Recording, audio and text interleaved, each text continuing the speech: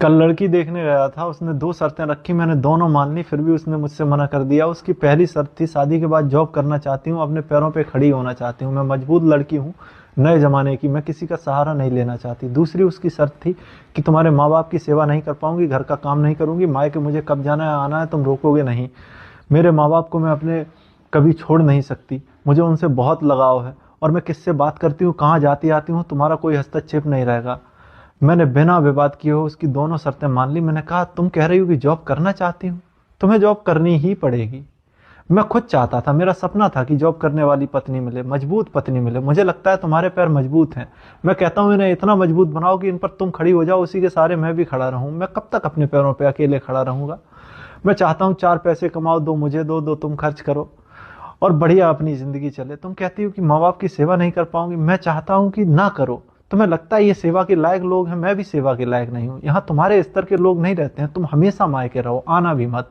मैं आऊंगा तुमसे मिलने, 1 तारीख को तुम्हारी सैलरी आएगी, 2 तारीख को मैं चला आऊंगा।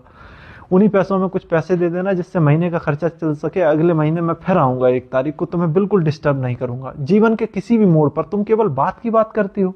जीवन के किसी भी मोड़ पर तुमको लगे कि गलती से गलत पति चुन लिया है, तुम्हें किसी और से प्रेम हो गया है, तुम मुझे बताना, मैं तुमको बदलने का विकल्प देता हूँ। तुम दो दबाना, मुझे बताना, मैं मंजुल का नाम की पिशाचिनी तुम पर आती है ऐसी कहानी सुनाकर घर वालों को ऐसे चेपूंगा कि वो खुद तैयार हो जाएंगे तुम्हारी शादी तुम्हारे प्रेमी से कराने के लिए। मैं अपने हाथों से पत्नी दान लूंगा। हालांकि ये सब तुमने नहीं सुना होगा, अब सुन लो।